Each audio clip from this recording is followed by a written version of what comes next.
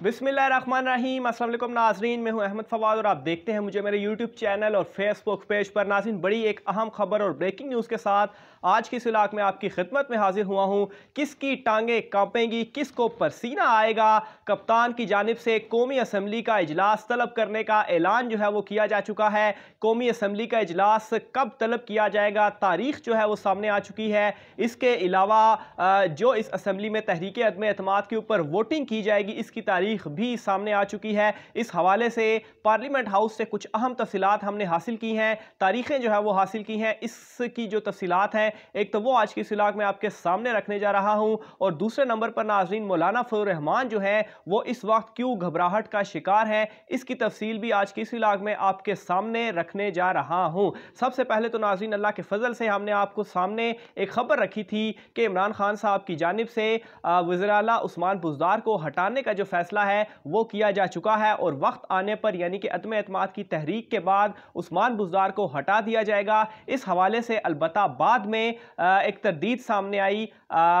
शहबाज गिल साहब की जानिब से कि अभी जो ऐलान है वो नहीं किया गया। लेकिन नाजरीन हमने इस खबर को दोबारा रीचेक भी किया, और इसके अलावा एक निजी चैनल की जानिब से भी इस खबर को ब्रेक किया गया कि उस्मान बुज़दार को हटाए जाने के हवाले से फैसला जो है वो किया जा चुका है। और ना सिर्फ फैसला किया जा चुका है बल्कि इस हवाले से एक 5 रुकनी कमेटी जो है वो भी बनाई गई है। और ये जो 5 रुकनी कमेटी है वो क्या करेगी, मुख्तलिफ जितने भी ग्रुप्स हैं इन तमाम से मिलेगी, क्योंकि इस वक्त अलीम खान ग्रुप, जहांगीर तरीन ग्रुप और जो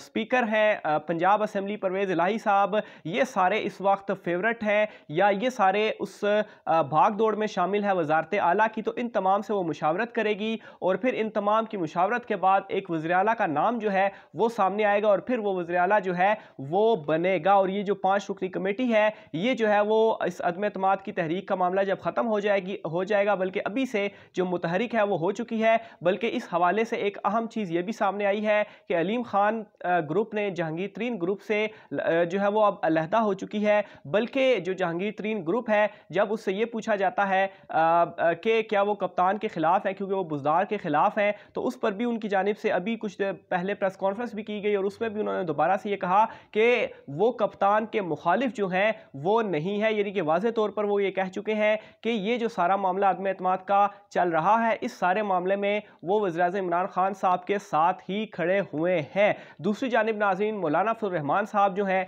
वो इस वक्त इतनी घबराहट का शिकार है कि उनके पसीने निकलना शुरू हो चुके हैं, और इसी घबराहट में उनकी जो एक मदरसों के तालिब-इल्मों पर मुश्तमिल जो उन्होंने अपनी एक फ़ौज बनाई हुई है, उस फ़ौज के ज़रिए वो क्या कर रहे हैं, जो अपोजिशन जमातों के अरकान पार्लियामेंट है उनकी सिक्योरिटी के लिए बकौल उनको जो है वो लगा दिया गया है, और वो लोग ही अब मेक श्योर करेंगे कि ये जो तमाम अरकान पार्लियामेंट है अपोजिशन के, जिस दिन वोटिंग होगी उस दिन ये कहीं पर और नहीं जाएंगे, और इनको जो है वो पार्लियामेंट में लाया जाएगा। यानी कि घबराहट का ये आलम है कि इनको अपने ही लोगों पर एतमाद नहीं है, और इनका ये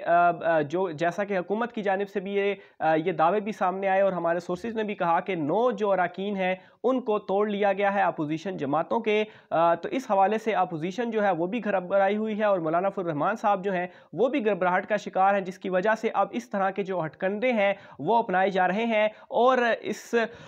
माफ़ कीजिएगा, और इन तमाम तर सूरत हाल से इस वक्त यही लग रहा है कि मामलात जो है वो तसादुम की जानिब बढ़ रहे हैं, और जो वोट को इज़्ज़त दो वाला नारा लगाया गया था नवाज़ लीग की जानिब से, अभी वो खुद ही इस नारे से जो है वो पीछे हट चुके हैं, और ख़ुद इस वक्त हार्स ट्रेडिंग और पैसा चलाकर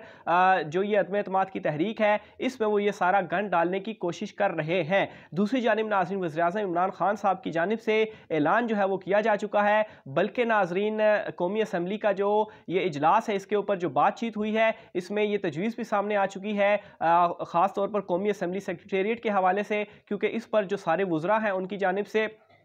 ये फैसला मुश्तरका तौर पर आ चुका है कि जल्द से जल्द ये जो इजलास है वो बुलाया जाए, और अदम एतमाद की जो तहरीक है इस मामले को ख़त्म किया जाए, क्योंकि उसके बाद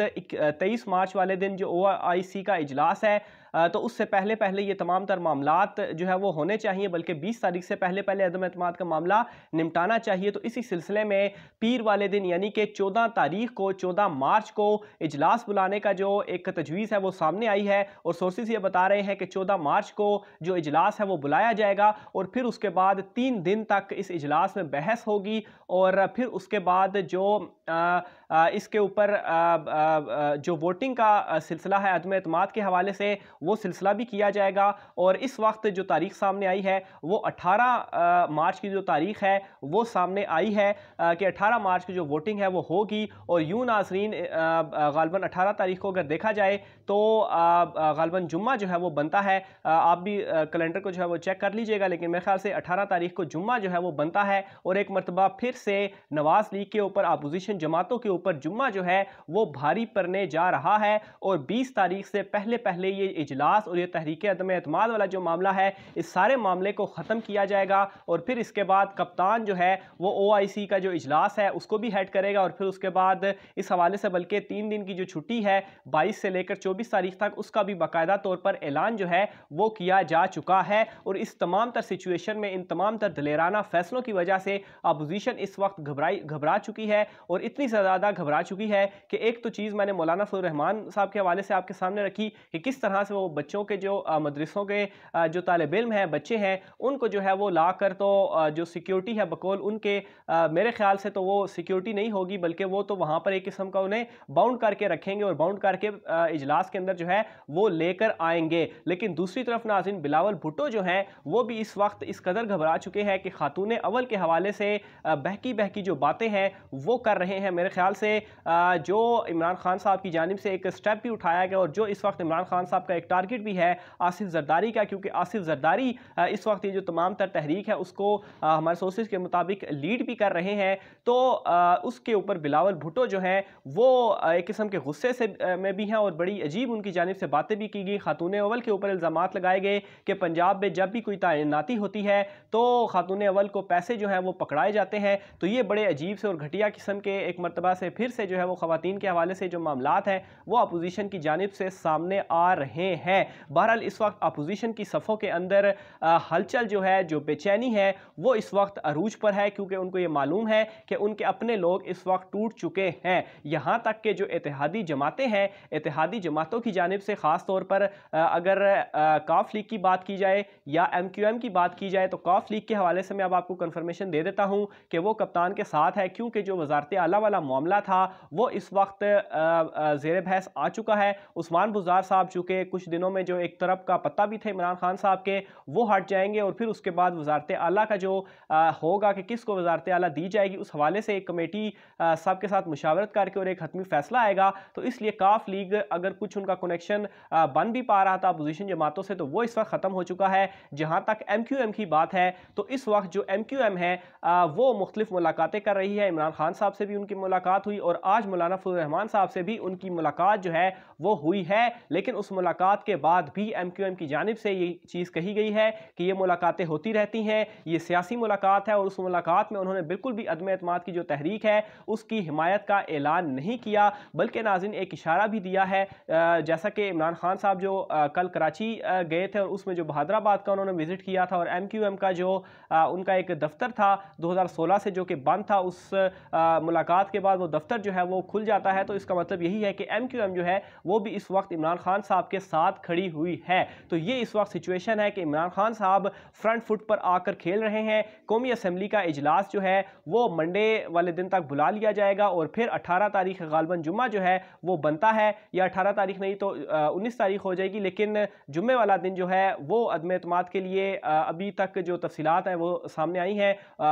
वो रखा गया है। और ये जो सारा सिलसिला है अदम एतमाद का वो एक हफ्ते के अंदर अंदर, 1 से 1.5 हफ्ते के अंदर अंदर ये सारे जो मामलात हैं वो ठप हो जाएंगे। और फिर अपोजिशन जमातें, जो कि कप्तान ने एक वादा भी किया और कहा भी, और जिस चीज़ में वो बहुत ज़्यादा पुरएतमाद भी नज़र आते हैं कि जब ये अदम एतमाद की तहरीक नाकाम होगी और फिर उसके बाद अपोजिशन के साथ में जो कुछ मैं करूँगा, कप्तान तो उनके साथ जो कुछ करेंगे वो तो बात की बात है, लेकिन ये अदम एतमाद की तहरीक नाकाम होने के बाद जो अपोजिशन की वैल्यू है वो मज़ीद डाउन हो जाएगी। ख़ास तौर पर पीपल्स पार्टी का जो लॉन्ग मार्च था, अगर उसको भी देखा जाए तो वो डी चौक में सिर्फ 4000 लोग जो थे